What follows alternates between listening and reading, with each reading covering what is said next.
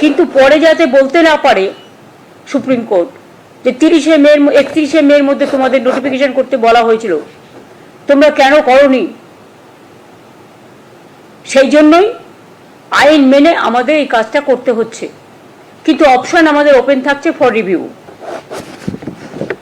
আমরা যেহেতু 31শে মের কথা বলা হয়েছে, তাই আইনজ্ঞদের সাথে কথা বলে সবার সাথে মানে আলোচনা করে issue of advertisement and file affidavit, যেহেতু 31শে মে লাস্ট ডেট করেছে আমাদের, 30শে মে কিন্তু এটা আমাদের করতে হবে।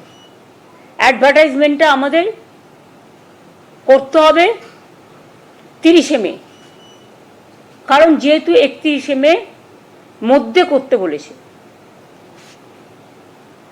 তাহলে আমরা অ্যাডভার্টাইজমেন্ট করব।